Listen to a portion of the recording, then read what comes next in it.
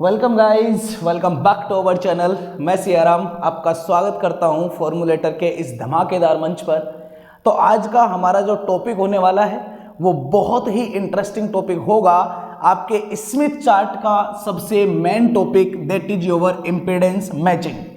Okay, ये इस word से हम लोग बिल्कुल भी अनजान नहीं हैं, क्योंकि इस वर्ड के बारे में हम पहले भी सुन चुके हैं कि सर इम्पीडेंस मैचिंग क्या होता है। क्या होता है कि इंपीडेंस मैचिंग वो होता है कि जब ट्रांसमिशन लाइन का जो इंपीडेंस हो, अगर वो आपके इक्वलाइज हो जाए किससे, लोड के इंपीडेंस से।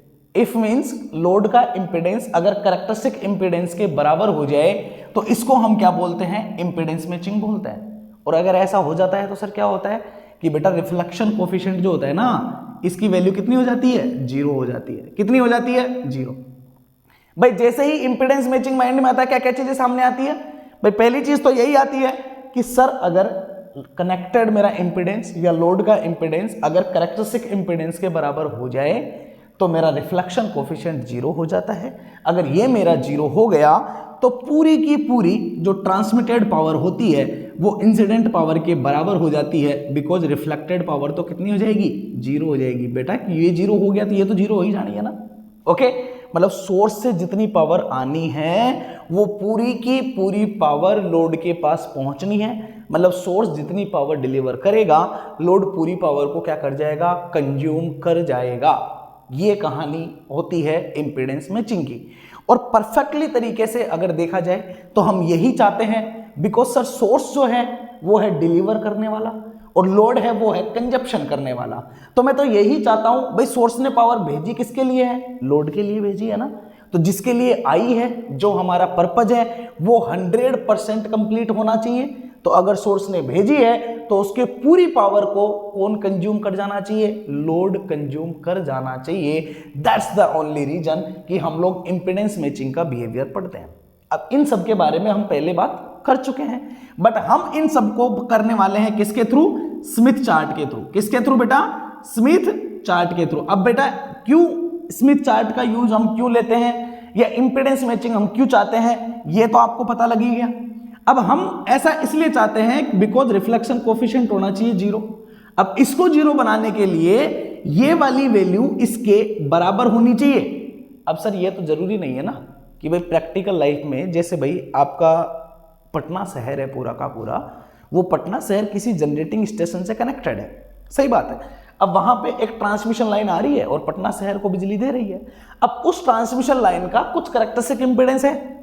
अब ये तो जरूरी है नहीं ना कि पटना शहर का इंपीडेंस उस कैरेक्टरिस्टिक इंपीडेंस के बराबर हो सकता है क्या, नहीं हो सकता है सर। कम हो सकता है, ज्यादा हो सकता है, अलग अलग तरीके से अलग अलग हो सकता है, सही बात है। तो वो तो बराबर होगा नहीं, बराबर होगा नहीं तो क्या ये वैल्यू जीरो पाई जा सकती है क्या, नहीं हो सकती। तो इसका मतलब आइडियल केस जो है ना वो तो कभी भी एग्जिस्ट नहीं करेगा, मतलब परफेक्ट इंपीडेंस मैचिंग कभी भी नहीं होगा। लेकिन फिर भी हम क्या चाहते हैं सर, हम ये चाहते हैं कि रिफ्लेक्शन कोफिशिएंट की वैल्यू अप्रोक्सीमेटली जीरो के आसपास तो आए है, ताकि रिफ्लेक्शन मिनिमम से मिनिमम हो। तो उसके लिए हमें क्या करना पड़ेगा सर, इन दोनों में डिफरेंस मिनिमम से मिनिमम क्रिएट करना पड़ेगा। परफेक्ट है। अब देखो बेटा, शहर जो है ना वो आपके जनरेटिंग स्टेशन से अलग अलग डिस्टेंस पे होते हैं। कोई 200 किलोमीटर है, कोई 500 है, कोई 100 है, कोई 50 है। तो सबके लिए बिहेवियर ना इंपीडेंस का लाइन का अलग अलग पाया जाता है। अब अलग अलग पाया जाएगा तो लोड भी अलग अलग रहेगा। तो सर अगर लोड अलग अलग है, भाई एक तो पटना शहर मान लो बड़ा है, एक कोई छोटा सा गांव कनेक्टेड है, तो गांव का लोड ऑफ कोर्स सी बात है ना कम है, पटना शहर का ज्यादा है, सीधी सी बात है। तो हम क्या करेंगे, इंपीडेंस को मैच करने की कोशिश करेंगे।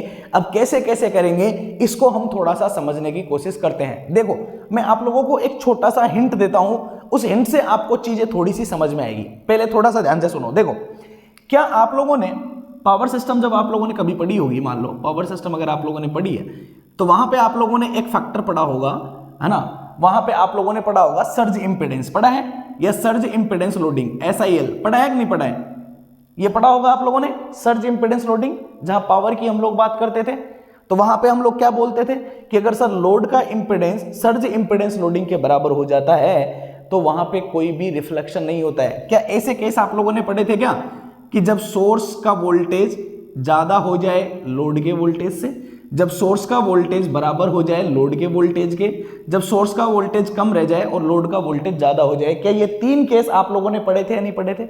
आप लोगों ने पढ़ा होगा। ये केस तब होता है जब आपकी लोडिंग जो होती है वो बहुत कम होती है, जब लोडिंग आपकी मिनिमम होती है, या आप ये बोल सकते हो कि आपके कनेक्टेड लोड आपका सर्ज इंपीडेंस लोड से जब बहुत कम होता है, तो ये होता है जिसको आप फेरांटी बोलते थे कि नहीं बोलते थे? अगर आप इसको ये बोलते हो तो इसको आप बोलते हो फ्लैट वोल्टेज प्रोफाइल, बोलते हो ना, इसको बोलते हो तो भाई प्रैक्टिकल लाइफ का केस ये होता है। क्या ऐसा आप लोग पढ़ते थे कि नहीं पढ़ते थे? क्या होता था कि सर वोल्टेज वगैरह की वैल्यू कभी कम हो जाती है, कभी ज्यादा हो जाती है। ये केस क्यों हो रहे थे बेटा? इनका एक रीजन था। अगर आप इसको ध्यान से समझो ना तो आपको समझ में आएगा। देखो, आपने एक बात पढ़ी होगी कि the flow of reactive power is depends on the magnitude of the voltage. देखो कहां से कहां लिंक करूंगा मैं, ठीक है ना, लेकिन आप ना थोड़ा सा समझने की कोशिश करो चीजों को, क्योंकि ये चीजें आप पढ़ चुके हो, ठीक है ना, तो मैं रिलेट करके थोड़ा पढ़ा रहा हूं। आप समझिए, क्या ये कहानी तो आप जानते हो, कई बार पढ़ी है पावर सिस्टम में, सही बात है ना।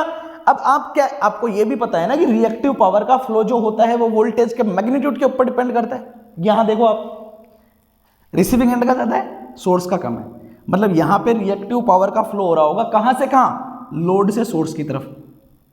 यहां कोई रिएक्टिव पावर नहीं है, यहां रिएक्टिव पावर जा रही है कहां? सोर्स से लोड की तरफ। समझ में आया? मतलब सर यहां पे पावर ना लोड से सोर्स की तरफ जा रही है, मतलब यहां पे रिफ्लेक्शन सबसे ज्यादा है, यहां रिफ्लेक्शन बिल्कुल नहीं है, यहां ट्रांसमिशन अच्छा खासा है। समझ में आया? एक्टिव पावर की बात नहीं की मैंने, सिर्फ रिएक्टिव पावर की बात की है। क्या सर यहां पे रिफ्लेक्शन नहीं है? क्या रिफ्लेक्शन यहां भी है, यहां एक्टिव पावर का रिफ्लेक्शन हो रहा होगा, सही बात है ना। तो इसका मतलब क्या है? इसका मतलब सिंपली तरीके से यह है कि सर ऐसा अगर बिहेवियर होता है तो इसका मतलब भी यही है कि सिर्फ इस केस के लिए रिफ्लेक्शन कोफिशिएंट 0 है। मतलब ये परफेक्ट इंपीडेंस वाला मैच है, ये वाला केस जो फ्लैट वोल्टेज प्रोफाइल होता है।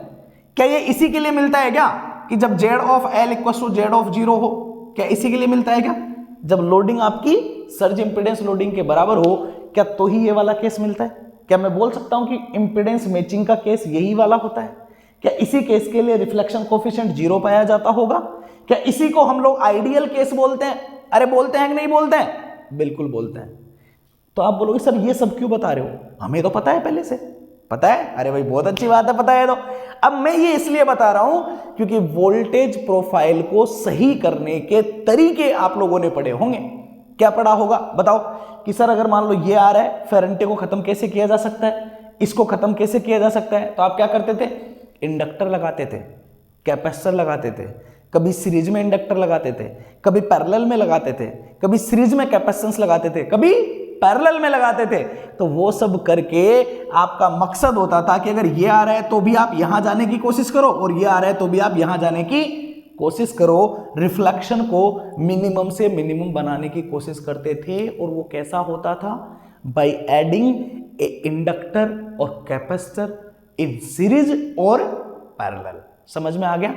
तो इंडक्टर और कैपेसिटेंस को सीरीज और पैरेलल में कनेक्ट करके हम रिफ्लेक्शन की वैल्यू या पावर क्या रिफ्लेक्टेड पावर को हम लोग मिनिमाइज कर सकते हैं और आइडियल केस अचीव कर सकते हैं। तो इसका क्या मतलब हुआ? इसका मतलब यह हुआ कि सर प्रैक्टिकल लाइफ में ये दोनों जरूरी नहीं है कि बराबर हो, अलग अलग हो सकते हैं, लेकिन हम लोग इनको बराबर करने के लिए या रिफ्लेक्शन कोफिशिएंट की वैल्यू 0 करने के लिए हम लोगों को क्या करना पड़ेगा? कुछ तरीके लगाने पड़ेंगे। और वो तरीके क्या होंगे कि हम लोगों को इंडक्टर और कैपेसिटेंस को सीरीज में या फिर पैरेलल में क्या करने पड़ेंगे? ऐड करने पड़ेंगे, तब ताकि हमारा इंपीडेंस मैचिंग हो पाएगा। कई सारे तरीके हैं, ठीक है ना। तो पहला तरीका आपको समझ में आया? क्या हो सकता है कि सर इंडक्टर और कैपेसिटर को मैं कनेक्ट करके इंपीडेंस मैचिंग कर सकता हूं। तो मेथड 1 हम लोग पढ़ना शुरू करते हैं। मैं कई सारे मेथड बताऊंगा, बस समझते हुए चलो, ठीक है ना। ये कहानी समझ में आई? ये सिर्फ मैंने वो बताया है जो आपको पहले से पता है, ताकि आप चीजों को रिलेट कर पाओ। अब चले आगे। ओके, देखो, तो मेथड नंबर 1 इंपीडेंस मैचिंग कैसे किया जा सकता है समझिए। तो फर्स्ट मेथड है bye connecting inductor and capacitor. अब इंडक्टर और कैपेसिटर को कहां लगा सकता हूं बेटा? सीरीज में भी लगा सकते हैं और पैरेलल में भी लगा सकते हैं। परफेक्ट है। एक एक करके पढ़ लेते हैं पहले। देखो, ठीक है ना। तो इंपेडेंस मैचिंग के लिए मेथड नंबर फर्स्ट बता रहा हूं मैं कि कैसे इंपेडेंस मैच किया जा सकता है। समझिए कैसे। बाय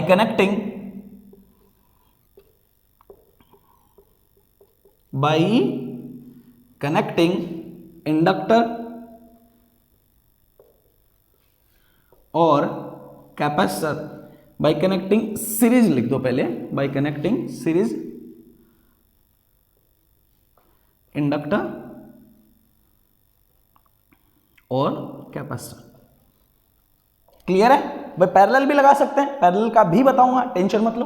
क्या है? बाय कनेक्टिंग सीरीज इंडक्टर और कैपेसिटेंस। भाई कैपेसिटेंस और इंडक्टर को कनेक्ट करके क्या हम लोग इंपेडेंस मैचिंग कर सकते हैं क्या? चलो चेक करते हैं। देखो भाई सबसे पहली कहानी यह है, अगर मान लो इफ आई से, ठीक है, एक एग्जांपल ले रहा हूं आप लोगों के लिए। एक एग्जांपल लिया मैंने, suppose that if my connected load, ये जेड ऑफ एल का मतलब समझ गया ना, नॉर्मलाइज इंपेडेंस ले रहा हूं।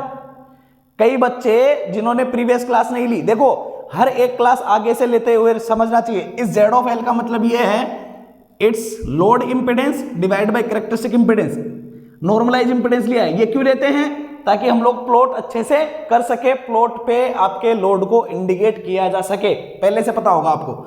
सपोज दैट मेरा एक नॉर्मलाइज इंपेडेंस है, ठीक है, ओके। मान लो ये नॉर्मलाइज इंपेडेंस कुछ ऐसा है, something 1 plus J of x L. समझ गए? लोड का रिएक्टेंस, यहां पे ये वैल्यू मैंने 1 ली है, मतलब आपका जो रेजिस्टेंस वाली जो वैल्यू है, रियल वाली जो वैल्यू है, उसको मैंने 1 लिया है, और जो आपका नॉर्मल जो आपका रिएक्टेंस है उसको मैंने जनरलाइज लिया है, x लिया है। ये 1 मैंने क्यों लिया है वो आपको अपने आप समझ में आ जाएगा, बस तसल्ली रखो, थोड़ी देर अपने आप चीजें क्लियर हो जाएगी। समझो, मान लो it's something 1 plus J of XL है, ये कुछ ऐसी यहां पे क्या है कहानी है।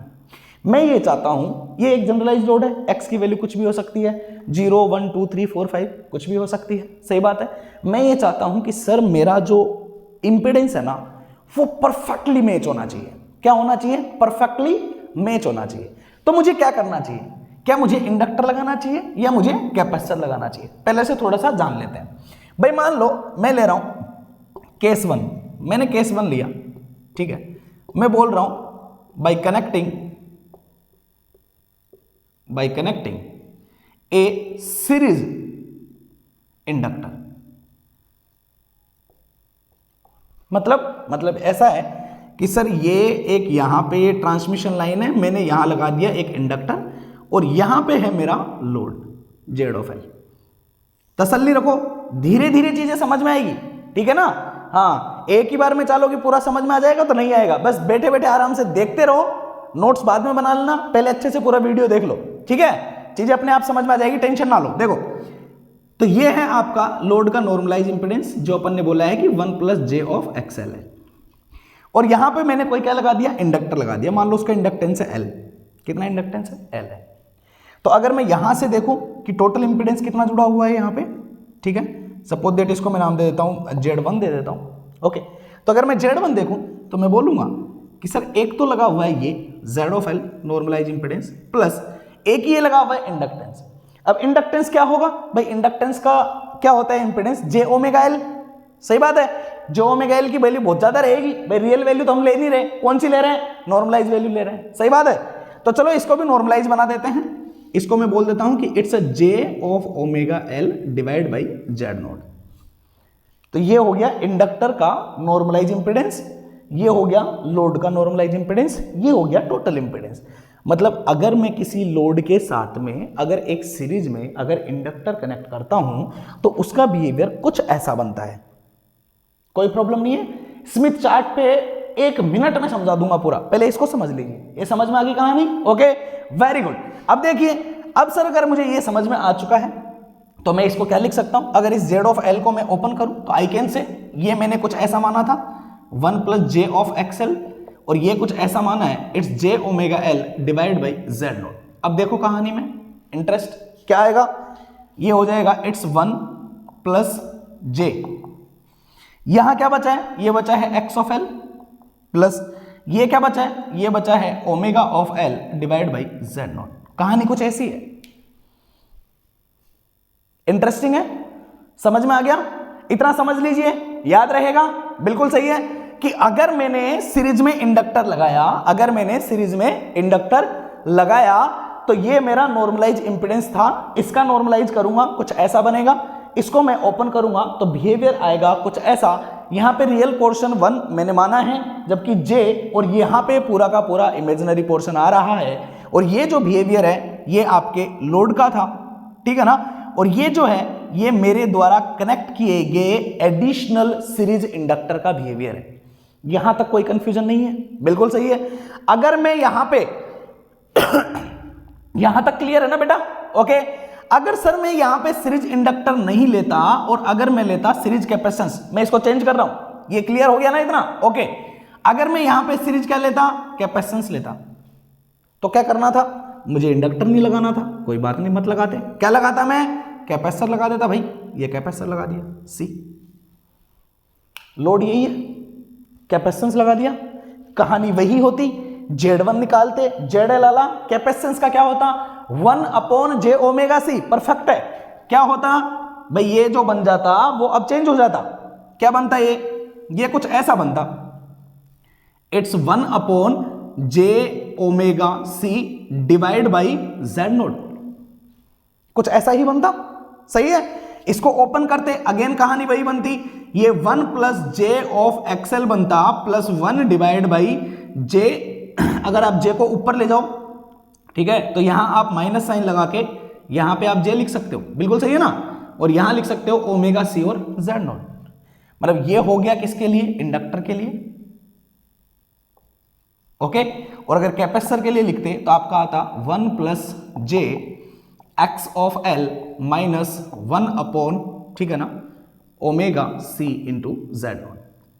ये होता किसके लिए, कैपेसिटेंस के लिए, ये होता किसके लिए, कैपेसिटेंस के लिए, ये होता किसके लिए, इंडक्टर के लिए। अब आप समझने की थोड़ी सी कोशिश करो, अगर मान लो इक्वेशन नंबर 1 ये है और इक्वेशन नंबर 2 ये है, ये दोनों इक्वेशन है। अब यहां पे ये कहानियां देखो, इंडक्टर मैंने क्यों लगाया, कैपेसिटेंस मैंने क्यों लगाया, ये कहानी तो आपको पता है, सही बात है, लेकिन लगाने से क्या हो रहा है ये अभी हम लोगों को पता नहीं है कि सर लगाने से रिफ्लेक्शन कोएफिशिएंट 0 कहां हो रहा है, इंपेडेंस मैचिंग कैसे हो रही है, अभी हमें वो चीज पता नहीं है, वो पता लगेगा जैसे ही मैं इसमें चार्ट बनाऊंगा, आपको ये कहानी तुरंत समझ में आ जाएगी। पर अभी और चीजों को समझिए, देखो अगर मान लो मैंने बोला कि इस इंडक्टर के केस में, समझना चीज को, अगर इस इंडक्टर के केस में अगर मैं ये बोलने की कोशिश करूं कि सर रियल पार्ट तो मेरा है 1, अगर इस इमेजिनरी पार्ट को मैं 0 करना चाहूं, किसको बेटा, इस इमेजिनरी पार्ट को अगर मैं 0 करना चाहूं तो मैं क्या बोल सकता हूं कि अगर मैं इसको 0 करूं इन केस ऑफ इंडक्टर,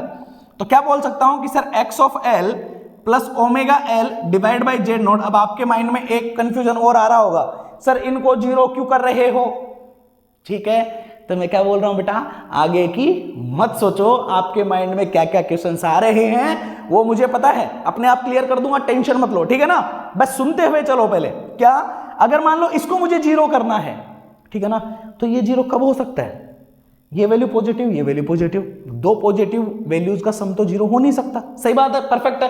तो ये 0 कब हो सकता है, ये 0 तब हो सकता है जब x ऑफ L की वैल्यू नेगेटिव रही हो और ये वैल्यू पॉजिटिव हो, तभी ये पॉसिबल है कि ये ⍵L इसके साथ जुड़ के इसको 0 बना सके, परफेक्ट है ना।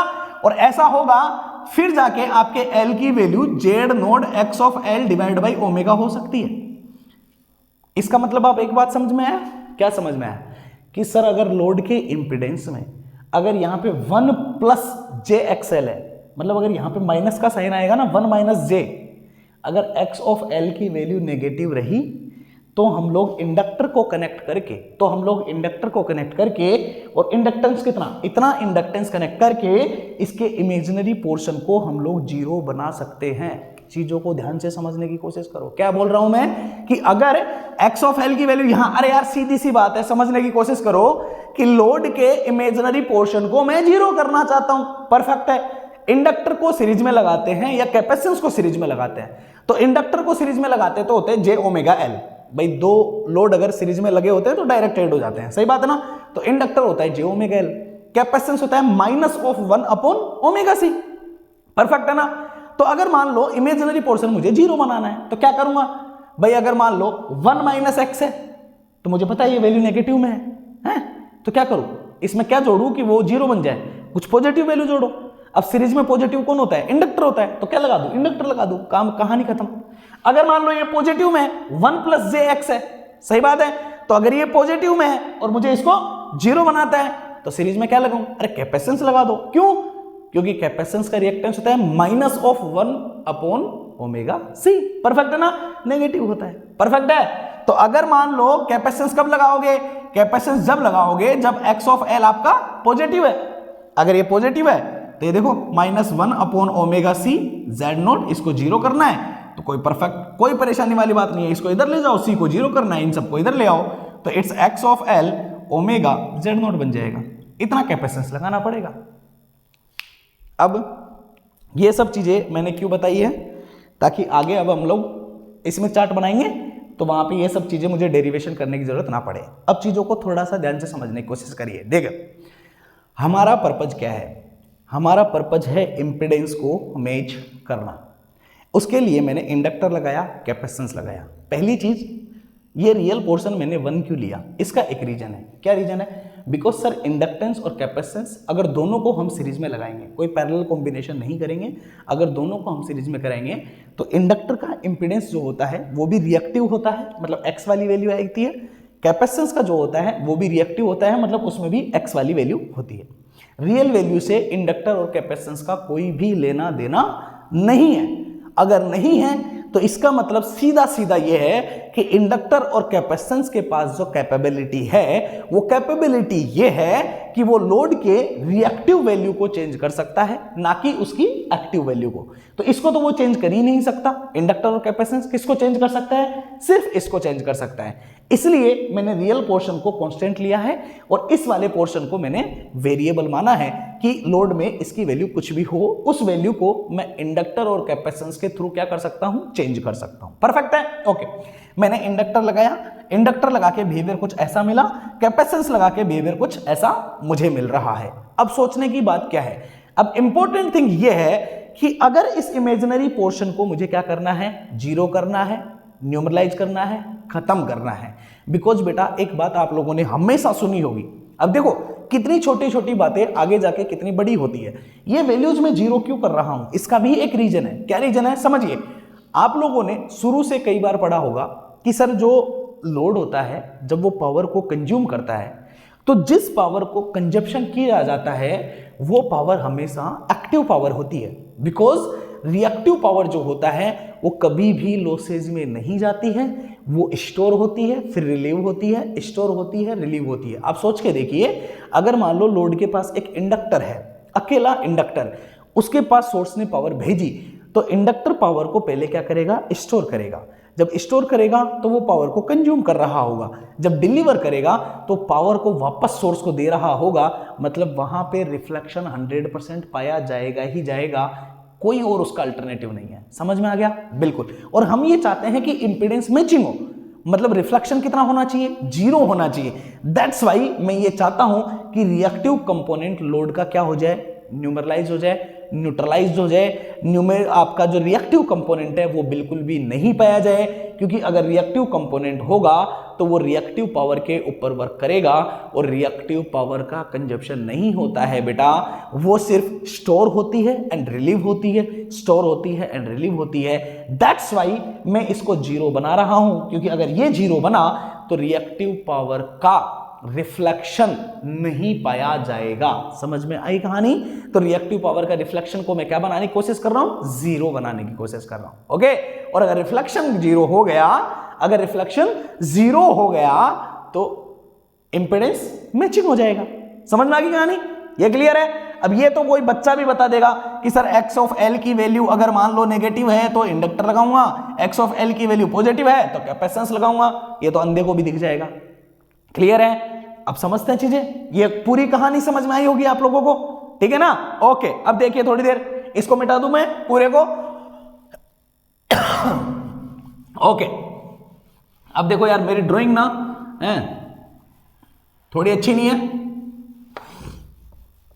और ये स्मिथ चार्ट है ना, ये थोड़े बड़े बड़े से बनते हैं। ओके, तो हम लोग वैसे बनाएंगे जितना हमें अच्छे से समझ में आ जाए। ओके, हाँ, तो थोड़ा तसल्ली रख के बैठो आराम से और देखिए। देखो बेटा, एक स्मिथ चार्ट बनाने की कोशिश कर रहा हूं मैं, ठीक है। हाँ, कोशिश कर रहा हूं। देखो, सबसे पहले क्या क्या कहानियां होती है भाई स्मिथ चार्ट की। सबसे पहले रेड मार्कर, ओके, ये है स्मिथ चार्ट का आउटर सर्कल।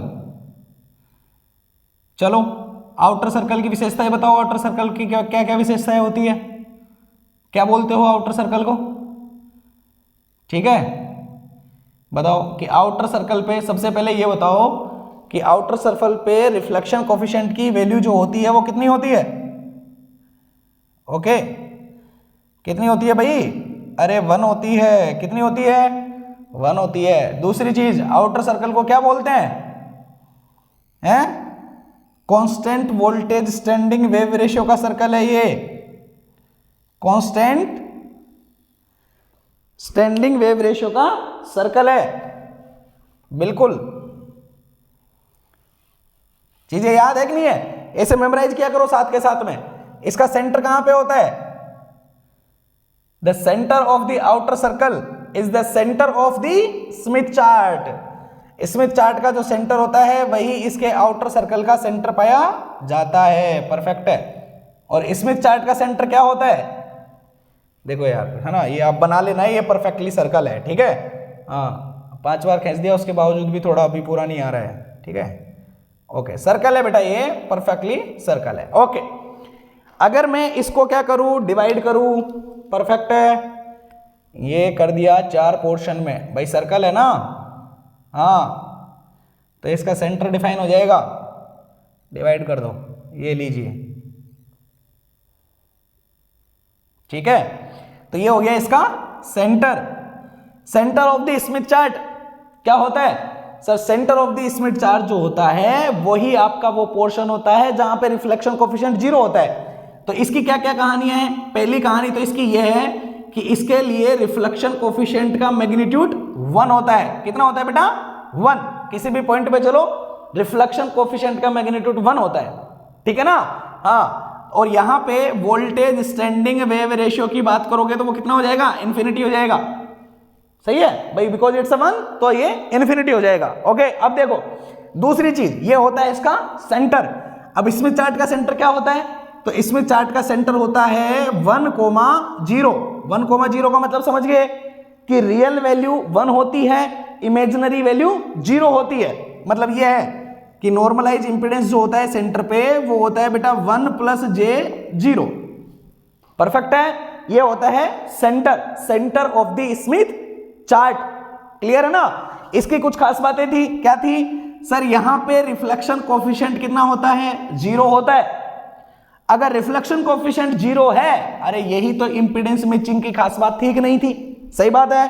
तो मतलब यही वो पॉइंट है जो किसको दिखा रहा होगा? जो किसको दिखा रहा होगा? इंपीडेंस मैचिंग को। क्लियर है? मतलब हमारा पर्पज ये रहेगा कि कहीं से भी घूम फिर के आओ, हमें फाइनली पहुंचना कहां है? तो हमें पहुंचना है इस Z(L) पे, इस सेंटर पे पहुंचना है। क्योंकि अगर मैं यहां पहुंच गया, कहीं से भी ट्रेवल करते हुए आओ, पहुंचना यहां है। अगर यहां पहुंच गए तो उसका मतलब रिफ्लेक्शन कोफिशिएंट 0, मतलब परफेक्ट इंपीडेंस मैचिंग हो जाएगा भाई। क्लियर है ना कहानी? Okay, good. अब देखो, ये वाला जो होता है ये रिप्रेजेंट करता है इंफिनिटी को, ये वाला जो होता है वो रिप्रेजेंट करता है किसको? 0 को। ये इंफिनिटी को, ये रिप्रेजेंट करता है किसको? 0 को। परफेक्ट है, बिल्कुल। अब देखो कहानियां और क्या क्या है। ये मिड हो गया, ये मिड हो गया। यहां से बात करोगे कुछ इस तरीके से, तो ऐसे वाले जो कर्व होते हैं ये कर्व डिफाइन करते हैं किसको? किसको डिफाइन करते हैं बेटा? Constant reactance curve. याद है कि नहीं है? कौन से कर्व है ये? कांस्टेंट रिएक्टेंस कर्व है, या कांस्टेंट रिएक्टेंस सर्कल बोल सकते हो आप। परफेक्ट है। आपसे सर्कल दिख रहे होंगे आपको।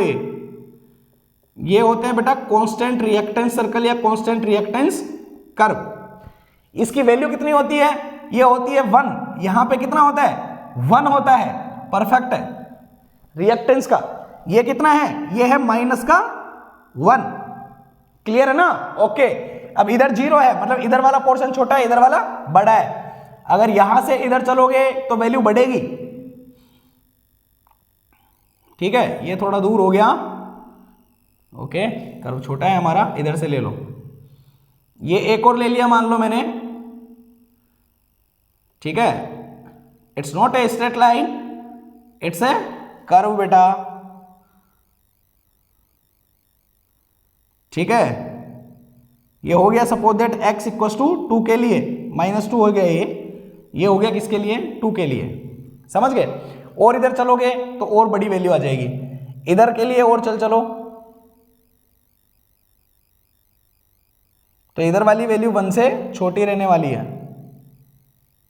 ठीक है, और आप लोग बना लेना अच्छे से,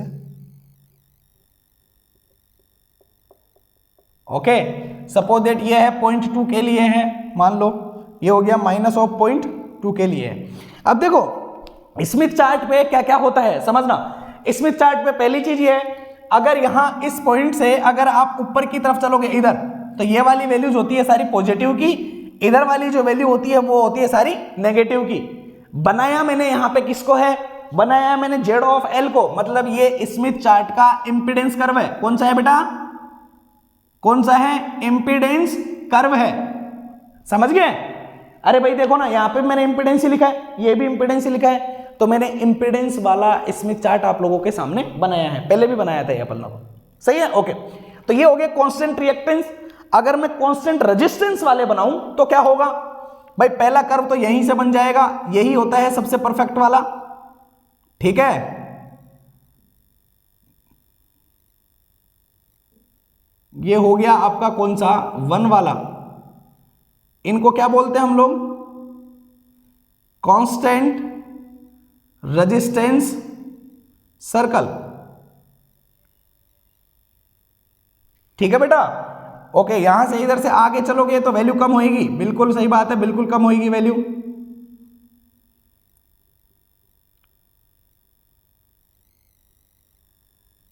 ओके। ये लीजिए,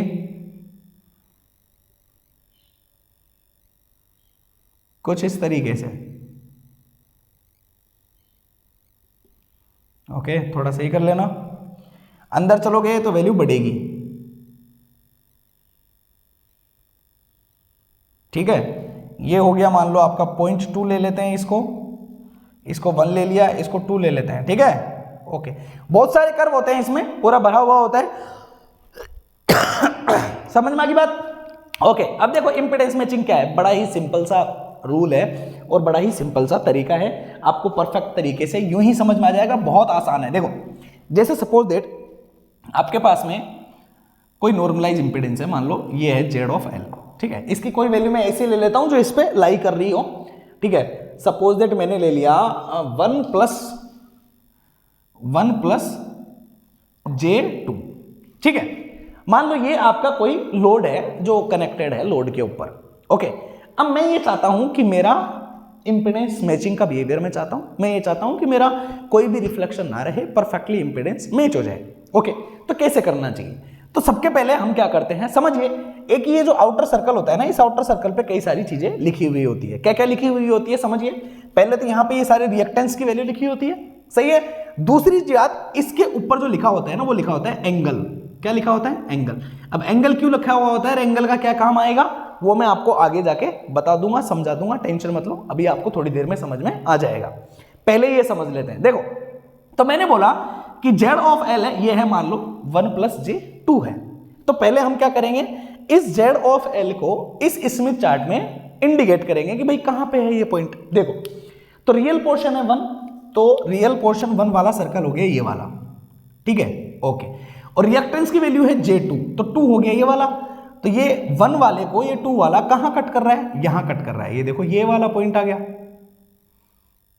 समझ गए, ओके। तो ये आपका जेड ऑफ एल एक्चुअली यहां लाई कर रहा है, कहां लाई कर रहा है, यहां लाई कर रहा है। अब मैं क्या चाहता हूं, मैं चाहता हूं कि मेरा सिस्टम परफेक्टली इंपीडेंस मैचिंग हो। अब परफेक्टली इंपीडेंस मैचिंग के लिए क्या कंडीशन होनी चाहिए, ये वाली होनी चाहिए कि भाई Z of L 1 plus J 0 होना चाहिए, रिफ्लेक्शन कोफिशिएंट 0 होना चाहिए। अब रिफ्लेक्शन कोफिशिएंट 0 कहां होता है, यहां होता है, इस पॉइंट पे, मतलब मुझे इसको यहां से मूव कराते हुए यहां लेके आना है। अब अगर मैं यहां से मूव कराते हुए यहां लाऊंगा तो देखो इस पूरे सर्कल पे अगर मैं ऐसे मूव कराऊं तो मेरा रियल पोर्शन तो चेंज नहीं हो रहा है। ये आपका पूरा का पूरा ये रेड वाला जो सर्कल है ये आपका कौन सा सर्कल है, ये आपका यूनिटी वाला सर्कल है। इस पूरे सर्कल के भाई कांस्टेंट रेजिस्टेंस सर्कल है ना बेटा, तो इस पूरे सर्कल पे रेजिस्टेंस की वैल्यू तो 1 है, चेंज हो रहा है वो कौन हो रहा है, रिएक्टेंस चेंज हो रहा है। सही बात है। तो मुझे यहां से मूव करना है और ऐसे मूव करते करते करते करते करते करते मुझे पहुंचना है यहां पे, ऐसे मूव करना है मुझे। कहानी समझ में आई क्या? कुछ कहानी कुछ समझ में आई? मतलब मुझे करना क्या है, मुझे करना ये है कि मुझे यहां से मूव करते करते करते करते मुझे पहुंचना है यहां तक। यहां से मूव करते करते पहुंचना है कहां तक, यहां तक। तो अगर यहां से मूव करते हुए मुझे यहां तक पहुंचना है तो इसके मतलब मुझे इतना रिएक्टेंस इसमें क्या करना पड़ेगा, ऐड करना पड़ेगा। समझ में आ गया? ये वैल्यू कौन सी है, पॉजिटिव है, तो मुझे क्या करनी पड़ेगी, नेगेटिव वाली वैल्यू ऐड करनी पड़ेगी। कौन सी वाली वैल्यू बेटा, नेगेटिव वाली वैल्यू ऐड करनी पड़ेगी। सही बात है। अब रिएक्टेंस में यहां पे माइनस जे किसके पास होता है, इंडक्टर के पास या कैपेसिटेंस के पास? सर कैपेसिटर के पास होता है। परफेक्ट है। मतलब इसको मुझे परफेक्ट इंपीडेंस मैचिंग करने के लिए मुझे क्या करना पड़ेगा, एक सीरीज कैपेसिटेंस कनेक्ट करना पड़ेगा। ओके। और अगर मैं सीरीज कैपेसिटेंस लगाऊंगा तो इस रिएक्टेंस की वैल्यू कैसी रहेगी, ये बनेगा 2 - 1 upon omega c z naught. मतलब वो कैपेसिटेंस की वैल्यू आपको निकाल के दे देगा, उसमें कोई दिक्कत वाली बात नहीं है। समझ में आ गया? तो मतलब जब आपने कैपेसिटेंस लगाया तो आप आपके पॉइंट से कैसे मूव किए, इस डायरेक्शन में। देखो दो तरह का मूवमेंट होता है, एक मूवमेंट होता है यू, एक मूवमेंट होता है यू। अगर आप इधर जा रहे हो तो इसको बोलते हो आप क्लॉकवाइज, इसको जाते हो तो आप बोलते हो एंटी क्लॉकवाइज। ओके। तो यहां पे मूवमेंट कैसे हो रहा है, इधर से इधर हो रहा है, मतलब एंटी क्लॉकवाइज मूवमेंट किया जा रहा है। और सीधी सी बात है बेटा कि अगर पॉजिटिव वैल्यू आपके रिएक्टेंस की है तो उसको खत्म करने के लिए आपको कैपेसिटेंस लगाना पड़ेगा। सिंपल है। अब कैपेसिटेंस लगाओगे, इधर वाली वैल्यू बड़ी है, इधर वाली वैल्यू छोटी है, तो आपका मूवमेंट इधर से इधर होगा, मतलब एंटी क्लॉकवाइज होगा। सीधी सी बात है ना, बिल्कुल परफेक्ट है। तो यहां से एक लाइन और समझ में आ गई आपको कि सीरीज कैपेसिटेंस कनेक्ट करने पे स्मिथ चार्ट पे जो मोमेंट होता है वो मोमेंट आपका कैसे होता है, एंटी क्लॉकवाइज होता है। समझे? तो आप क्या लगाओगे बेटा, कैपेसिटेंस लगाओगे। क्या लगाओगे, कैपेसिटेंस। क्या लगाओगे, कैपेसिटेंस। आप एक कैपेसिटेंस कनेक्ट करोगे और उस कैपेसिटेंस के थ्रू आप इस वैल्यू को यहां से और यहां पे क्या कर दोगे, मूव कर दोगे, तो आपका परफेक्ट इंपीडेंस मैचिंग पाया जाएगा। ये कहानी समझ में आ गई? ओके। देखो बड़ी ही सिंपल सी थी, है ना, कोई इसमें खतरे वाली बात या कोई अलग इसमें नहीं है। एक सीरीज कैपेसिटेंस लगाया, यहां से यहां पे मूवमेंट हो गया, एंटी क्लॉकवाइज का मूवमेंट रहा है। ओके, देखते हुए चलो, है ना। अभी जो आपको सिंपल लग रहा है उनको मैं धीरे धीरे कॉम्प्लिकेटेड भी बढ़ाऊंगा, और कॉम्प्लिकेशन इसका बढ़ाते जाएंगे तो नई चीजें हमें और सीखने को मिलेगी, अच्छी अच्छी। ओके, देखते हुए चलो। अगर ये ऐसा नहीं होता, सही है, अगर ये कुछ और होता, क्या होता, जैसे मान लो ये आपका नॉर्मलाइज इंपेडेंस अगर आपका 1 - J2 होता तो क्या होता? सर माइनस में 2 है, बिल्कुल, तो माइनस का 2 कहां है, ये रहा, 1 कहां है, ये रहा, ये कट करता कहां पे, यहां पे। पहुंचना मुझे कहां था, यहां पहुंचना था, तो मैं कैसे मूवमेंट करता, इधर से चलता, मैं ऐसे करता हुआ, ऐसे करता हुआ, यू मूवमेंट करता कि नहीं करता? मुझे यहां से यहां पे जाना है, सर्कल कौन सा है, यूनिटी वाला सर्कल है। क्या ये चेंज हो सकता है? नहीं हो सकता है। परफेक्टली, क्या ये चेंज हो सकता है? नहीं हो सकता है। अगर नहीं हो सकता है तो इस पे चेंज कौन हो रहा है? सर रिएक्टेंस चेंज हो रहा है। भाई अगर इस पे मैं मूव करूंगा तो ये तो कांस्टेंट रेजिस्टेंस वाला सर्कल है ना, रेजिस्टेंस तो चेंज होगा नहीं, कौन चेंज होगा? रिएक्टेंस चेंज होगा। तो सर यहां से लेके यहां तक क्या चेंज होगा? रिएक्टेंस चेंज होगा। मुझे क्या लगाना चाहिए बेटा? देखो x की वैल्यू माइनस में है, अगर मैं सीरीज में लगाऊंगा तो मुझे इसमें कोई वैल्यू ऐड करनी पड़ेगी। भाई -2 से 0 पहुंचना है ना, तो ऐड करनी पड़ेगी। तो मुझे क्या लगाना पड़ेगा? सीरीज इंडक्टर लगाना पड़ेगा। क्या लगाना पड़ेगा बेटा? Series inductor. समझ गए? अब सीरीज इंडक्टर अगर मैं लगाऊंगा तो ये मूवमेंट होगा इधर से यूं, इस डायरेक्शन में। कौन सी डायरेक्शन है ये? क्लॉकवाइज। मतलब मैं कौन सी डायरेक्शन में घूम रहा हूं? क्लॉकवाइज डायरेक्शन में घूम रहा हूं। ओके, और इंडक्टेंस की वैल्यू क्या होगी, तो आप बिल्कुल बोल सकते हो, अभी थोड़ी देर पहले हम लोगों ने किया था कि -2 plus j omega L divide by Z node, तो आप एल की वैल्यू परफेक्टली निकाल सकते हो। इसको इक्वलाइज 0 करो, इसको ले जाओ तो 2 times of Z node divide by omega आ जाएगा। कोई पंगे वाली बात नहीं है।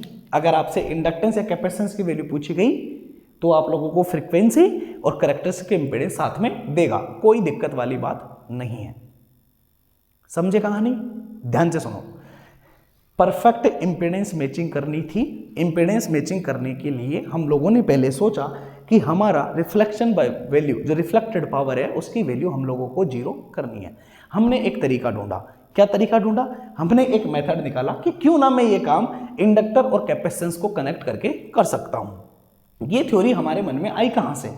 तो ये थ्योरी हमारे मन में आई क्योंकि हम लोगों ने पहले पावर सिस्टम में सर्ज इंपीडेंस लोडिंग वगैरह के बारे में पढ़ा था। तो वहां पे हम लोगों को ये पता लगा था कि फेरांटी इफेक्ट वगैरह जब होते हैं, मतलब वोल्टेज जब अप्स एंड डाउन होता है, तो उसको हम मेंटेन करने के लिए इंडक्टेंस एंड कैपेसिटेंस लगाते हैं, जो कि एक रिएक्टिव, समझिए, इंडक्टर और कैपेसिटेंस दोनों वो कंपोनेंट है जो रिएक्टिव पावर के ऊपर वर्क करते हैं। कहां वर्क करते हैं? रिएक्टिव पावर के ऊपर वर्क करते हैं। परफेक्ट है, बिल्कुल सही है। तो सर इंडक्टर और कैपेसिटेंस रिएक्टिव पावर को या रिएक्टिव वैल्यूज को क्या कर सकते हैं? कंपनसेट कर सकते हैं। एक्टिव पावर और एक्टिव वैल्यूज को कंपनसेशन नहीं कर सकते हैं। समझना चीजों को, एक्टिव वैल्यूज को कंपनसेशन नहीं कर सकते। इसलिए मैंने जितने भी एग्जांपल लिए हैं, आप ध्यान से देखो, नॉर्मलाइज इंपीडेंस में मैंने रेजिस्टेंस की वैल्यू हमेशा 1 ली है, ठीक है ना? क्यों लिए आपको अपने आप समझ में आ जाएगा। बिकॉज इंडक्टर और कैपेसिटेंस की ये कैपेबिलिटी ही नहीं है कि वो एक्टिव पावर के ऊपर वर्क कर सके। और इंपीडेंस का ये वाला जो पोर्शन होता है ना, रियल पोर्शन, बेटा ये एक्टिव पावर के बिहेवियर को दिखाता है। सही बात है। तो क्या इंडक्टर या कैपेसिटेंस कभी इस 1 को चेंज कर सकता है क्या? देखो यहां पे आपने कैपेसिटेंस लगाया, कहां घूमा? इस वाले कर्व पे घूमा। कैपेसिटेंस लगाया, कहां घूमा? इस वाले कर्व पे घूमा। सही बात है। क्या ये आपके जो कांस्टेंट रेजिस्टेंस कर्व है, क्या उसको जंप कर रहा है क्या? क्या इस कर्व से इस कर्व पे जा रहा है क्या? नहीं जा रहा है। क्या इस कर्व से इस कर्व पे जा रहा है क्या? नहीं जा रहा है। क्यों नहीं जा रहा है? क्योंकि सर उसके पास कैपेबिलिटी ही नहीं है। आप इंडक्टर लगा रहे हो, आप कैपेसिटर लगा रहे हो, तो इंडक्टर और कैपेसिटेंस लगाने से रिएक्टेंस वाली वैल्यू चेंज हो सकती है, रेजिस्टिव वाली वैल्यू चेंज नहीं हो सकती है। बिल्कुल सही बोल रहे हो, रेजिस्टिव वाली वैल्यू कभी भी चेंज नहीं हो सकती है, बिकॉज सर इंडक्टर और कैपेसिटेंस लगाया जा रहा है। समझ में आई कहानी? बिल्कुल सही है। मतलब अगर इसका मतलब तो ये हुआ, इसका मतलब क्या हुआ? सोचो भाई, इसका मतलब तो ये हुआ कि अगर मेरा नॉर्मलाइज इंपीडेंस सपोज दैट कुछ ऐसा होता 0.2 प्लस J2, अगर मेरा नॉर्मलाइज इंपीडेंस ये होता, अब मैं बोलूं कि बताओ करो परफेक्ट इंपीडेंस मैचिंग करो, बताओ करके, तो आप क्या बोलोगे? इसको लोकेट कर लेते हैं। करो जरा लोकेट। 0.2 कहां है? ये रहा। सॉरी, 0.2 का कर्व कहां है? ये रहा। और J2 का कर्व कहां है? ये रहा। कहां कट कर रहे हैं एक दूसरे को? यहां कट कर रहे हैं। ये देखो, ये कर रहा। अब पहुंचना कहां है? सर परफेक्ट इंपीडेंस मैच करना है, पहुंचना यहां है। क्या लगा रहे हो आप? आपका मेथड क्या है? या तो मैं लगा सकता हूं इंडक्टर, परफेक्ट है, या मैं लगा सकता हूं कैपेसिटेंस। अब बेटा इंडक्टर और कैपेसिटेंस लगा के तो तुम सिर्फ इस वाली वैल्यू को चेंज कर सकते हो ना। क्यों? क्योंकि इंडक्टर के पास भी रिएक्टेंस है, कैपेसिटेंस के पास भी रिएक्टेंस है। बिल्कुल सही है। तो आप सिर्फ बेटा रिएक्टेंस को चेंज कर सकते हो ना। क्या इसको चेंज कर सकते हो क्या? नहीं, इसको हम लोग चेंज नहीं कर सकते हैं। बिल्कुल सही है। तो कांस्टेंट रेजिस्टेंस कर्व के ऊपर ही मूव कर सकते हो आप। कर्व को आप इधर उधर जंप नहीं कर सकते हो। तो क्या करना पड़ेगा आपको? यहां पे आपको लगाना पड़ेगा और आपको यहां से मूवमेंट करना पड़ेगा इस रियल वाले पोर्शन पे। समझ गए? तो आप यहां से मूव करोगे, इधर चलते चलते ऐसे चलोगे, ऐसे चलोगे, यहां से चलते चलते चलते आप यहां तक पहुंच सकते हो। आप इतना रिफ्लेक्शन कम कर सकते हो, लेकिन क्या आप परफेक्टली जीरो कर पाओगे? क्या नहीं कर पाएंगे। क्यों नहीं कर पाएंगे बेटा? बिकॉज सर इंडक्टर और कैपेसिटेंस है, इसको जीरो कर सकते हैं, इसको 1 बना सकते हैं क्या? नहीं बना पाएंगे, because it's a real value, नहीं बना पाएंगे। समझ में आ गई बात?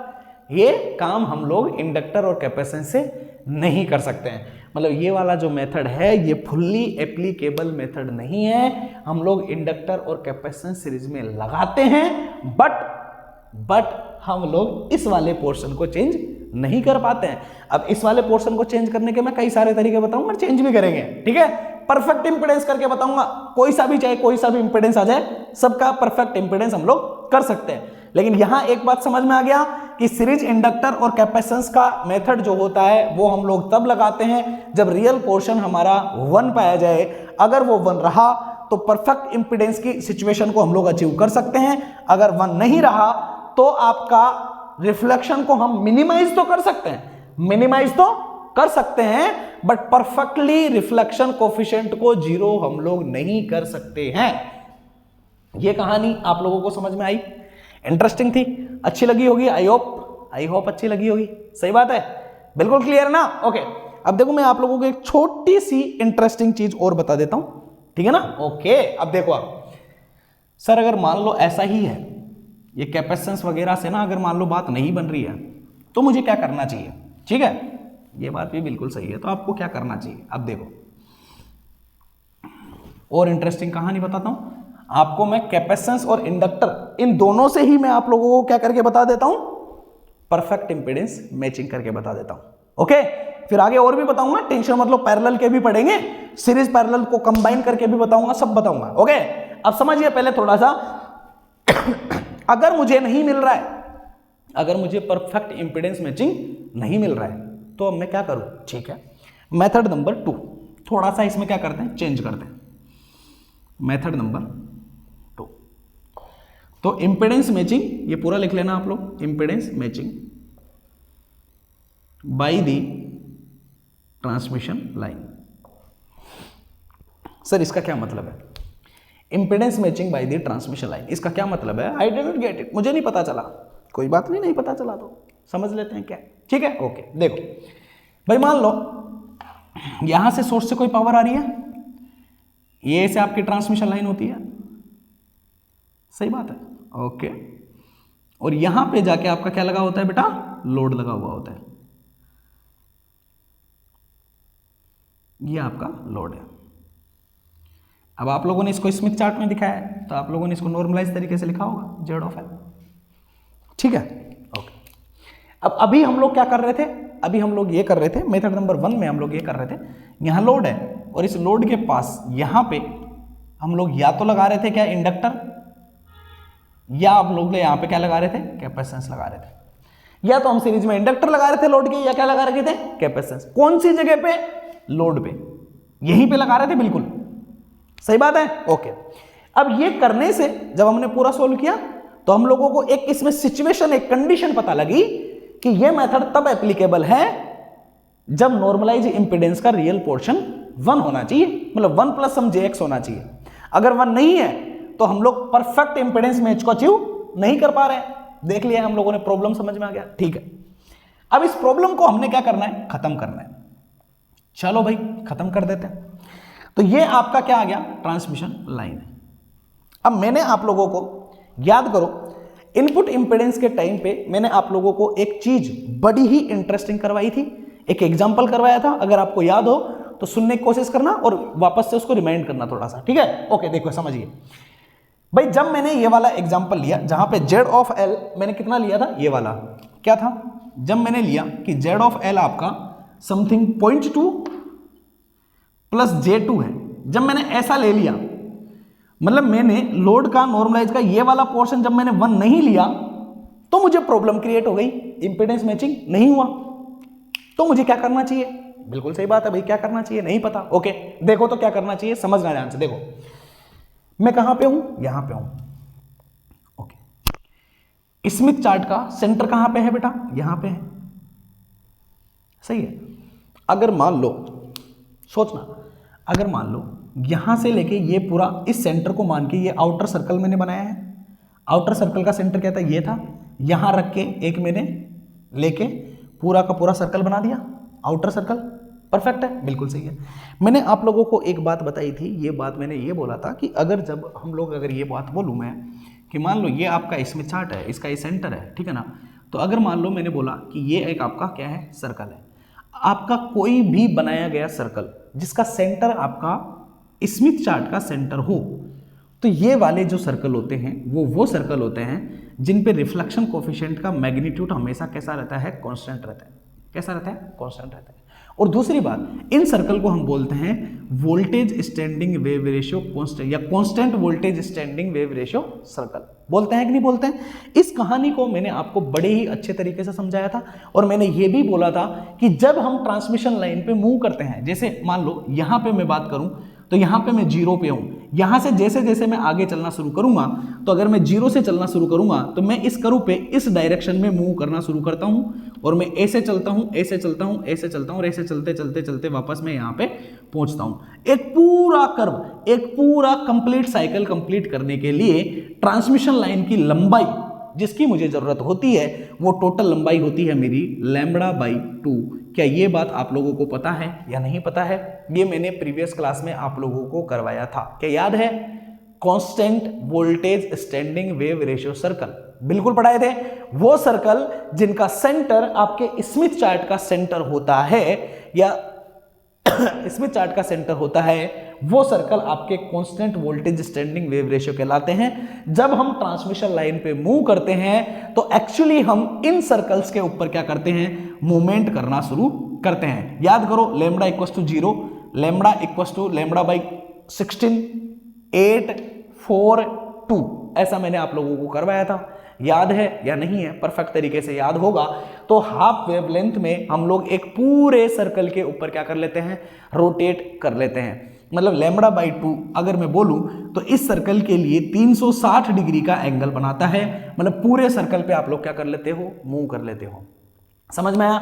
या आप ये बोल सकते हो कि आप परफेक्टली अगर आप एक जगह से दूसरे जगह पे एक रियल पोर्शन, भाई यहां पे भी इमेजिनरी पोर्शन 0 है, यहां पे भी इमेजिनरी पोर्शन 0 है, तो एक परफेक्टली रियल से अगर परफेक्टली रियल की दूसरी वैल्यू पे अगर आपको जाना हो तो आपको यहां से लेके यहां तक मूवमेंट करना पड़ेगा। ये टोटल है λ/4, तो वो λ/2, तो इस आधे को आप बोल सकते हो कि λ/4 आपको क्या करना पड़ेगा, घूमना पड़ेगा इधर से इधर, जिसमें आप 180 डिग्री क्या कर सकते हो, रोटेट कर सकते हो। क्या ये चीज आपको पता है या नहीं है?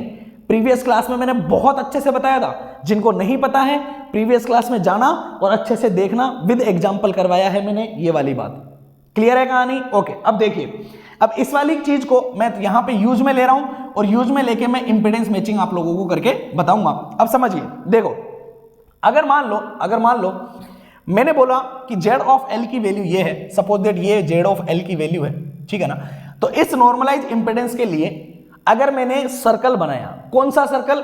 जिस सर्कल में मैंने इस सेंटर को उस सर्कल का सेंटर मान रहा हूं, मतलब constant voltage standing wave ratio वाला सर्कल बना रहा हूं, ठीक है। ओके, तो इसको लेके मान लो मैंने ये क्या बना दिया, सर्कल बना दिया। इतनी मैंने यहां पे रखा, इसको रेडियस लिया और घुमा दिया, ठीक है ना।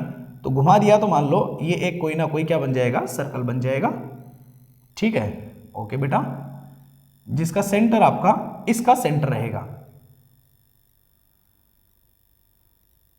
ओके, देखिए ऐसा नहीं है मैं पूरा पढ़ाने के बाद में आप ऐसे कर्व को देखो और बोलो इसमें समझने की कोशिश कर लेता हूं, तो समझ में नहीं आएगा, बिकॉज ये मैं बना रहा हूं और बहुत कॉम्प्लिकेटेड है, ठीक है ना, अच्छे से बनता नहीं है। ओके, तो आप लोग साथ के साथ में ही समझने की कोशिश करो। अब ऐसा नहीं है कि मैं यहां सर्कल बनाऊंगा तो आपको एकदम जैसे कोई छल्ला रख के बनाऊंगा, है ना। चूड़ियां पहनने का काम तो है नहीं ना मेरा। अरे सही बात है कि नहीं है? हाँ, तो ऐसा तो नहीं है ना भाई चूड़ियों की खनक से ही समझ में आएगा आपको, समझ जाओगे। हाँ, कोशिश करो बेटा।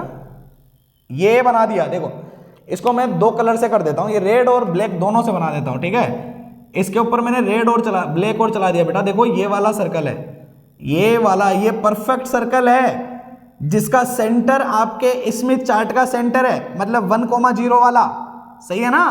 हाँ, ये वाला सर्कल है। अब इस वाले सर्कल को आप लोग क्या बोलोगे? इसको बोलोगे आप constant voltage standing wave ratio के सर्कल। ओके, अब देखिए और ध्यान से समझने की कोशिश करिए। मेरा लोड यहां पे है, यहां पे, और मैं कहां आना चाहता हूं? मैं आना चाहता हूं बेटा इस जगह पे। कहां आना चाहता हूं? इस जगह पे।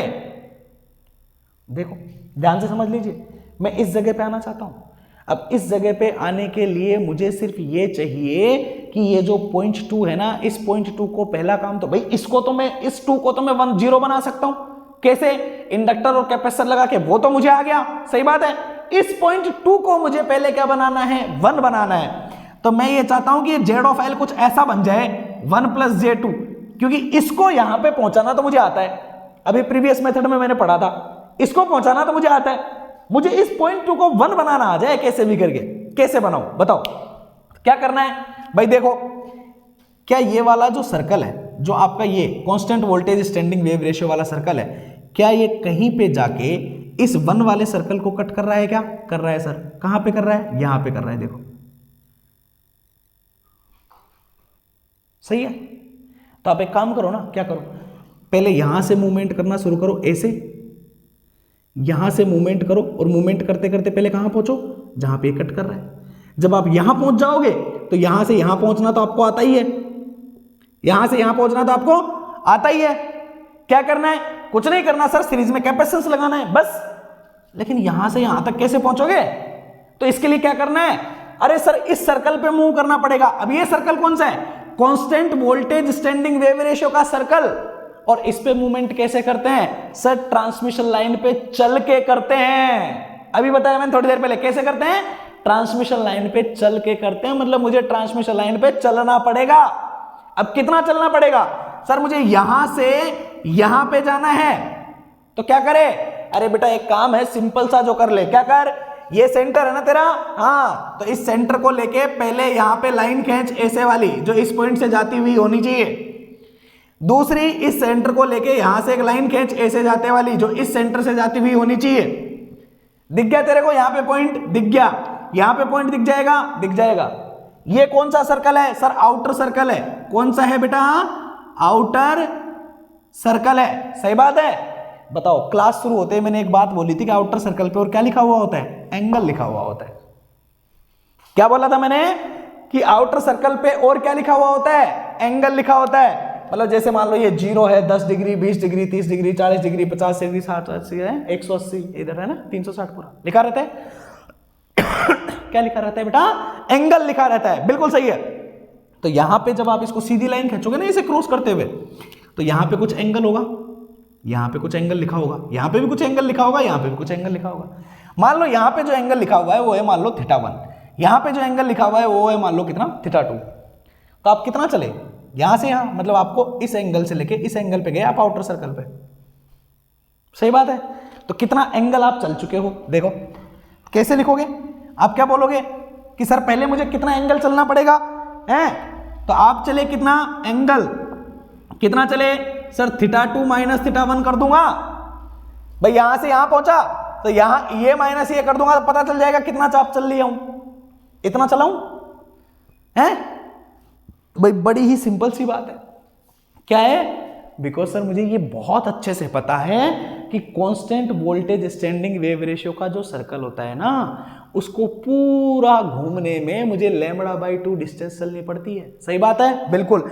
और जो मेरी λ/2 डिस्टेंस जब मैं चलता हूं ना, तो मैं पूरे सर्कल के ऊपर घूम लेता हूं, मतलब मैं 360 डिग्री का एंगल बना लेता हूं, सही बात है। इस सर्कल पे पूरे पे जब मैं घूमूंगा, या आउटर सर्कल पे जब मैं पूरे पे घूमूंगा, तो 360 डिग्री का एंगल बनाऊंगा, और वो ट्रांसमिशन लाइन की लंबाई कितनी होगी? λ/2 के बराबर होगी, सही है। तो आपको सिर्फ निकालना क्या है कि आपको इतना एंगल चलने के लिए कितनी लंबाई चलनी पड़ेगी। अरे यार, ये कितनी सिंपल सी बात होगी कि लैम्बडा चलने के लिए इस 2 को इधर ले जाओ तो 720 डिग्री चलना पड़ेगा। ये तो ये वाली बात नहीं होगी हैं कि 10 पेन 10 रुपए के आते हैं तो 2 पेन कितने के आएंगे भाई? 2 रुपए के आएंगे। सिंपल है कि नहीं है? बिल्कुल सिंपल है। तो अगर लैम्बडा चलने के लिए इतना एंगल चाहिए, या 720 डिग्री में 720 डिग्री के एंगल के लिए इतनी ट्रांसमिशन लाइन की लंबाई चाहिए, तो इतने एंगल के लिए कितनी लंबाई चाहिए? It's a very simple simple simple, नहीं? बिल्कुल सही है भाई। तो क्या चाहिए? The length of transmission line. अगर मुझे निकालनी है the length of the transmission line कितनी होगी बताओ भाई? लैम्बडा के लिए 720 है, तो इतने के लिए कितनी चाहिए? क्या बोलोगे? It's lambda multiply with θ2 minus θ1 divide by 720 degree. सही बात है कि नहीं है? सही है। अब मान लो सपोज दैट ये कोई एंगल होगा ऊपर वाला, कुछ भी हो सकता है, मान लो 20 डिग्री 30 डिग्री है ना, कुछ भी हो सकता है। डिवाइड करोगे कुछ वैल्यू मिलेगी, है कुछ भी वैल्यू मिल सकती है भाई, कुछ भी वैल्यू मिल सकती है। मान लो 0.1 मिल गई, 0.2 मिलेगी, कुछ भी मिल सकती है। परफेक्ट है, कुछ भी मिल सकती है, सही है। ओके, अब मान लो कुछ लंबाई मिली, मान लो वो इसकी वैल्यू मिल गई कुछ, मान लो इतनी मिल गई, मान लो सपोज दैट 0.123 लैम्बडा, कुछ इतना मिल गया, सही है। Suppose that let's an example θ2 minus θ1 की कोई वैल्यू है, मान लो 20-30 डिग्री है, 720 से डिवाइड किया तो कुछ वैल्यू मिल गई, सपोज कुछ भी वैल्यू मिल गई। तो इतनी लंबाई होनी चाहिए ट्रांसमिशन लाइन के लिए। अगर इतनी लंबाई की ट्रांसमिशन लाइन हुई तो आप इस कांस्टेंट वोल्टेज वेव रेशियो पे मूवमेंट करोगे, यहां से यहां तक इस तरीके से, समझ गए। अब इंटरेस्टिंग फैक्टर क्या है, आप चले हो इधर से इधर, देखो चीजें ना याद रहना जरूरी है। आप चले हो इधर से इधर, कौन सी डायरेक्शन है बेटा ये, क्लॉकवाइज। क्लॉकवाइज डायरेक्शन में मूवमेंट जो होता है constant voltage standing wave ratio circle पे, तो आप किधर से किधर जाते हो, लोड से सोर्स की तरफ या सोर्स से लोड की तरफ। याद करो प्रीवियस क्लास में मैंने सब बताया, सर हम मूवमेंट करते हैं कहां से कहां बेटा, लोड से सोर्स की तरफ। याद करो जब हम इधर से इधर जा रहे थे तो हम यूं घूमते हुए जा रहे थे, पूरे जा रहे थे कि नहीं जा रहे थे, बिल्कुल गए थे, सही बात है। अगर आपको और आगे जाना था तो मतलब सर आप इधर से इधर गए, कितने डिस्टेंस बेटा, यहां से लेके यहां तक मैं किसी डिस्टेंस पे जाऊंगा, मुझे पहुंचना है यहां तक, कितनी होनी चाहिए वो डिस्टेंस, इतनी होनी चाहिए। मैंने बोला मान लो 0.123 एग्जाम्पल है कोई, लैम्बडा, इतनी लंबाई मुझे चलनी पड़ी।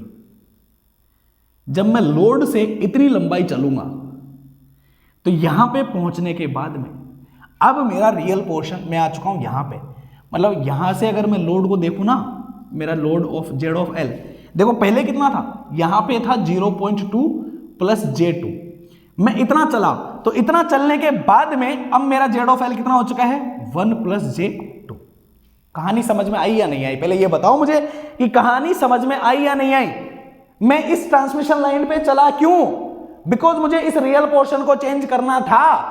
ये रियल पोर्शन चेंज कैसे हो सकता है, constant voltage standing wave ratio के सर्कल से चेंज हो सकता है। मुझे यहां से यहां जाना था, कितनी लंबाई चलनी पड़ेगी, तो मैंने देखा कितना एंगल आ रहा है, और सर पूरा एंगल 360 कवर करने में या लैम्बडा चलने में 720 डिग्री चलना पड़ता है। तो ये हो गया ना मेरा, आ गया कि नहीं आ गया लंबाई, मतलब इतना मुझे चलना पड़ेगा। अब यहां चलने के बाद में आप पहुंचो यहां से यहां, आपको पहुंचना था यहां पे, तो अब आपको क्या करना पड़ेगा, सर इस J2 को खत्म करना पड़ेगा। और वो बेटा हम कैसे करते हैं, सर हम या तो इंडक्टर लगाते हैं या कैपेसिटेंस लगाते हैं। परफेक्ट है, ये पॉजिटिव है या नेगेटिव है, ये पॉजिटिव है, तो क्या लगाना पड़ेगा, कैपेसिटेंस, कौन सा, सीरीज वाला। तो बेटा कहां लगाओगे, यहां लगाऊंगा मैं, समझ गए। अब अगर मैं यहां से देखूंगा, ठीक है, तो यहां से जब मुझे दिखेगा तो अब जेड ऑफ एल मुझे दिखेगा 1 प्लस J0, और ये हो गया आपका परफेक्ट इंपेडेंस मैचिंग। समझ में आ गया। तो जनरलाइज लोड, कोई सा भी लोड हो, उस लोड को अगर आपको परफेक्ट इंपेडेंस मैचिंग बनाना है तो आप परफेक्ट इंपेडेंस मैचिंग उसे बना सकते हो। कैसे बना सकते हो, कहानी समझ में आ गई होगी, ठीक है। ओके, अब देखो सारे बच्चे शांति से बैठ जाओ, ठीक है ना, ये बहुत इंपॉर्टेंट है, इसलिए मैं इसको दोबारा से डिराइव मतलब दोबारा से एक बार समझा देता हूं, थोड़ा अच्छे से सारी चीजें हम लोग फिर से रिकवर कर लेते हैं, ठीक है ना। पूरी चीजें समझ में आई होगी। अब देखो समझने की कोशिश करना, ध्यान से समझो। देखो okay, impedance matching, impedance matching sir हम लोग पढ़ क्यों रहे हैं, पहली बात इंपेडेंस मैचिंग बेटा हम लोग इसलिए पढ़ रहे हैं ताकि रिफ्लेक्टेड पावर की वैल्यू 0 हो जाए, बिकॉज जो सोर्स से आ रही है वो पूरी की पूरी लोड के पास में पहुंच जाए।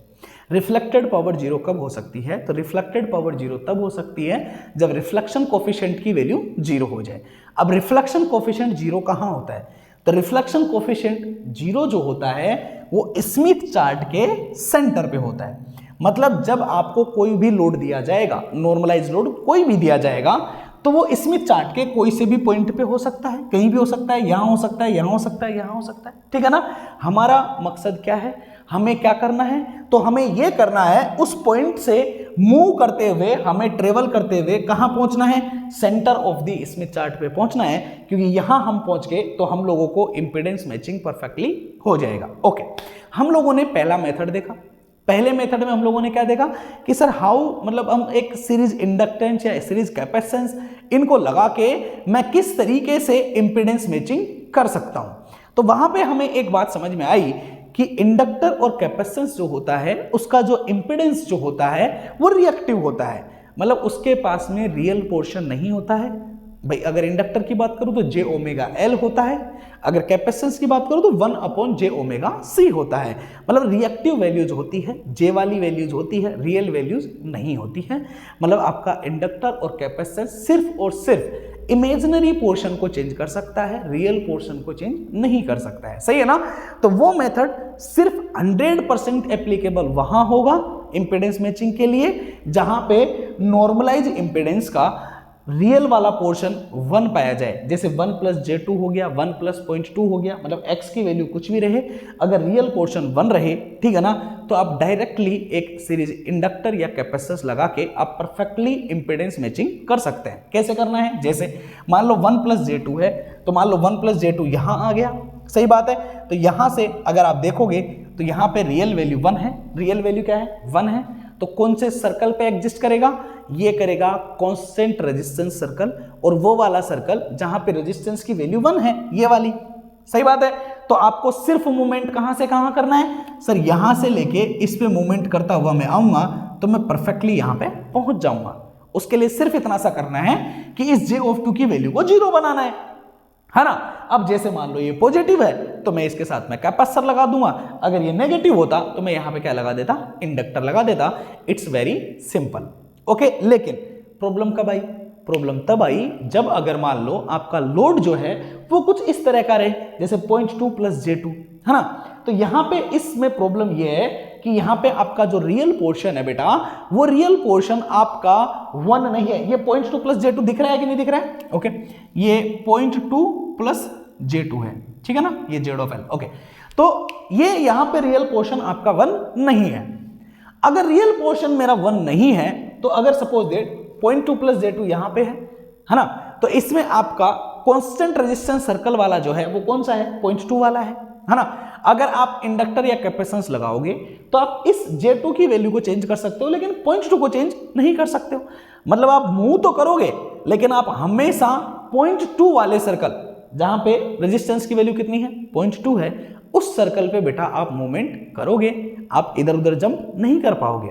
सही है ना? ओके, तो आप इंपीडेंस मैचिंग को अगर आप करोगे तो यहां से मूवमेंट करते करते आप यहां पे पहुंच जाओगे, जहां पे इमेजिनरी पोर्शन आपका 0 हो जाएगा, बट रियल पोर्शन स्टिल क्या करेगा, एग्जिस्ट करेगा।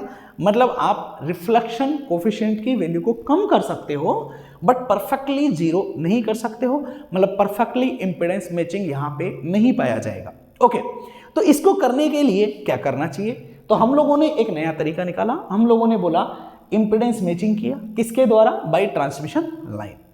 ओके, तो ये हम लोगों ने कैसे सोचा, सोचिए भाई, प्रीवियस क्लास में हम लोगों ने एक मेथड पढ़ा था कि अगर मान लो स्मिथ चार्ट का जो सेंटर होता है जिसको हम बोलते हैं 1 + j0, अगर इस सेंटर को सेंटर मान के अगर कोई भी एक सर्कल बनाया जाए तो उस पूरे के पूरे सर्कल पे रिफ्लेक्शन कोफिशिएंट की वैल्यू जो रहती है वो हमेशा कांस्टेंट रहती है, और उन सर्कल्स को हम constant voltage standing wave circle बोलते हैं। ओके, और इनकी एक खास बात होती है, क्या खास बात होती है कि जब हम ट्रांसमिशन लाइन पे क्या करते हैं, मूव करते हैं, तो ट्रांसमिशन लाइन पे मूव करते हैं तो एक्चुअली हम इस सर्कल के ऊपर भी क्या करते हैं, मूवमेंट करना शुरू करते हैं। इस पूरे के पूरे सर्कल का एक साइकिल कंप्लीट करने में, ये जो सर्कल है इस पूरे सर्कल का एक साइकिल कंप्लीट करने में हमें λ/2 डिस्टेंस चलना पड़ता है, किसके ऊपर, ट्रांसमिशन लाइन के ऊपर। बिल्कुल सही है, तो हमें ट्रांसमिशन लाइन के ऊपर λ/2 डिस्टेंस चलना पड़ेगा, कितने के लिए, एक सर्कल कंप्लीट करने के लिए। मतलब लैम्बडा डिस्टेंस अगर आप चले तो आप 720 डिग्री का एंगल क्या कर लोगे, कवर कर लोगे। अब देखो इसको मुझे खत्म करना था। ओके, तो मैंने पहले इस पॉइंट को इंडिकेट किया, भाई ये पॉइंट यहां पे है, ठीक है ना, 0.2 + j2 ये पॉइंट आपका यहां पे है। अब यहां पे कैसे है, तो यहां पे 0.2 है, तो पहले 0.2 वाला सर्कल देखो, ये रहा, J2 है, J2 वाला ये रहा, दोनों एक दूसरे को यहां पे कट कर रहे हैं तो यहां पे हो गया। ठीक है ना। ओके, मैंने क्या किया, इस पॉइंट को भाई सेंटर से मैंने सर्कल बनाना है, तो सेंटर पे मैंने एक नोब रखा, एक नोब मैंने इस पॉइंट पे रखा और मैंने क्या बना दिया, एक सर्कल बना दिया। भाई ये एक मैंने सर्कल बना दिया। अब ये सर्कल कौन सा सर्कल हो गया, ये सर्कल हो गया constant voltage standing wave ratio का। अब अगर मुझे इस सर्कल पे, कौन से पे, जो मैंने इसको सेंटर बनाते हुए बनाया है, अगर इसमें मुझे मूव करना है एक जगह से दूसरी जगह, तो उसका तरीका क्या है, उसका एक ही तरीका है कि आपको ट्रांसमिशन लाइन पे क्या करना पड़ेगा, मूव करना पड़ेगा। सही बात है। अब ट्रांसमिशन लाइन पे मैं कितना मूव करूं ताकि मेरा परफेक्ट इंपेडेंस मैचिंग हो जाए, बिल्कुल सही है। तो भाई हम क्या चाहते हैं, हम ये चाहते हैं कि सर सीरीज इंडक्टर और कैपेसिटेंस से काम तो बन सकता था, लेकिन यहाँ पे पॉइंट 2 आ गया ना, इसने परेशान कर दिया। तो हमें पहले क्या चाहिए, इस पॉइंट 2 को हमें 1 बनाना है। क्या बनाना है बेटा, इस पॉइंट 2 को 1 बनाना है। मतलब हमें कांस्टेंट रेजिस्टेंस सर्कल का वो वाला पॉइंट देखना है जहां पे रेजिस्टेंस की वैल्यू 1 रहे। अब देखो 1 वाला सर्कल कौन सा है, ये रहा, ये वाला सर्कल 1 वाला ही है ना बेटा, जहां पे भाई कांस्टेंट रेजिस्टेंस सर्कल है और जहां पे आर की वैल्यू कितनी है, 1 है, सही है ना। तो और मुझे भी कितनी चाहिए, 1 चाहिए। तो मैंने देखा कि ये वाला जो कर्व है constant voltage standing wave ratio, वो R = 1 वाले सर्कल को कहां कट कर रहा है। तो मैंने देखा ये सर्कल जा रहा है यूं और ये 1 वाला सर्कल आ रहा है यूं, मतलब ये दोनों कट कर रहे हैं कहां पे, यहां पे। मतलब मुझे यहां से पहुंचना है कहां पे, यहां पे। तो मुझे यहां से इतना चलना है, ठीक है। तो मैंने देखा भाई कितना चलना पड़ेगा, मैंने यहां से एक लाइन खींची, मैंने यहां से एक लाइन खींची, मैंने यहां पे एंगल देखा, मैंने यहां पे एंगल देखा। अब आप बोलोगे सर एंगल कैसे देखना है, देखना कुछ नहीं है बेटा, ये गोल है, इसके ऊपर यहां पे एंगल्स लिखे हुए होते हैं स्मिथ चार्ट के ऊपर, ठीक है ना। तो आपको इस एंगल में से इस एंगल को आपने सब्ट्रैक्ट किया तो आपको पता लग गया कि ये वाला एंगल आपका कितना आ गया है, ठीक है ना। अब ये एंगल जैसे ही आपको क्या हुआ पता लगा, तो आप इसके लिए ट्रांसमिशन लाइन की लंबाई निकाल लोगे, बिकॉज आपको पता है कि एक लेमड़ा चलने पे 720 डिग्री चलना पड़ता है, तो इतना एंगल चलने के लिए कितना चलना पड़ेगा, तो आप उसको फाइंड आउट कर सकते हो, कोई दिक्कत नहीं है। अब जब आप उसको फाइंड आउट कर लोगे, तो उसको फाइंड आउट करने के बाद में ये नीचे वाली लाइन दिख रही है कि नहीं दिख रही है, ठीक है ना। कुछ नहीं लिखा है मैंने, लेमड़ा 720 डिग्री है, ट्रांसमिशन लाइन की लंबाई देखनी है, तो आप लिखोगे lambda multiply with θ2 - θ1 divide by 720 degree, ठीक है ना। इतना तो कर ही सकते हो। ओके, अब देखो तो कितनी लंबाई चलेगी वो आपको पता लग जाएगा। तो मैं यहां से लेके यहां तक चला, उतनी लंबाई पे मैं चला, ठीक है। कोई भी एक लंबाई है सपोज दैट, यहां से लेके यहां तक चला, तो मैं यहां से लेके यहां पे क्या कर गया, मूव कर गया। अब मेरा नॉर्मलाइज इंपेडेंस जो 0.2 + j2 था, अब वो चेंज होके 1 + j2 के बराबर हो चुका है, ठीक है ना। मैं यहां से यहां तक मूव कर चुका हूं। हाँ 1 सेकेंड, इसमें थोड़ा सा चेंज हो रहा है, थोड़ा सा चेंज और ये है कि ये जरूरी नहीं है ये रियल वैल्यू 1 हो चुकी है, इमेजिनरी वैल्यू कितनी है ये नहीं पता है, ये 2 नहीं है, ठीक है ना। हाँ, ये कोई जरूरी नहीं है कि ये वाला जो पॉइंट लाई करे, ये वाला कट वाला पॉइंट जो लाई करे वो J2 वाले कर्व के ऊपर हो, ये कोई जरूरी नहीं है, क्योंकि हम मूव कौन से कर्व पे कर रहे हैं, हम मूव कर रहे हैं constant voltage standing wave ratio वाले मूव पे, ठीक है ना। यहाँ पे देख रहे हैं तो ये ऐसा दिख रहा है कि ये J2 वाले पे है, लेकिन कोई जरूरी नहीं है ये J2 वाले कर्व पे रहे, यहाँ पे x की वैल्यू कुछ भी हो सकती है।